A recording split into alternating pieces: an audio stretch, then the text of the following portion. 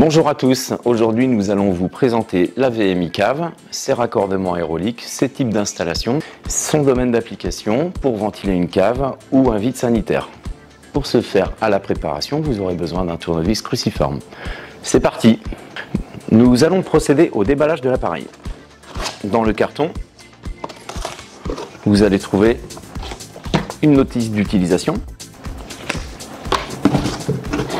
deux collerettes de raccordement, diamètre 160, les 8 vis de fixation,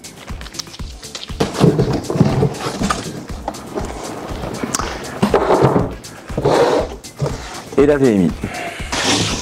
Évidemment, à l'issue de l'installation, pour parachever le tout, vous déclarez et enregistrez la VMI avec l'application VMI Link Pro. À l'aide du tournevis cruciforme, nous allons préparer l'installation, notamment la fixation de la collerette, la première collerette.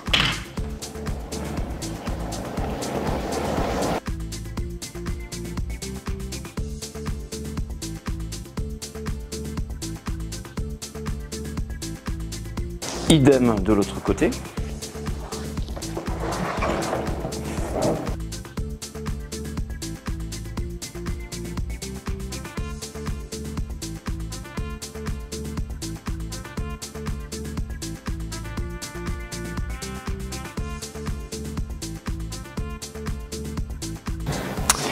Nous allons voir les trois types d'installation possibles. Le type d'installation posée, le type d'installation accroché mural avec ses crochets et son gabarit de perçage, et le type de suspension par câble avec ses 4 crochets, son câble et ses blocs câbles. Les trous de suspension sont ici, ici, et en symétrie de l'autre côté pareil, ici et là.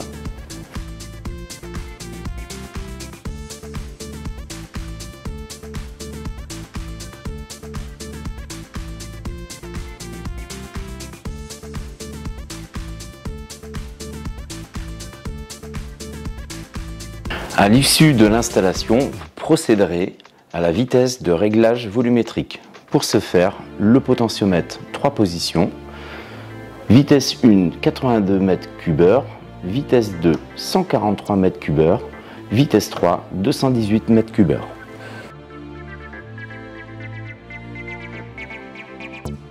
Pour l'entretien, rien de nouveau. Nous préconisons un remplacement des filtres au moins une fois par an et un nettoyage interne.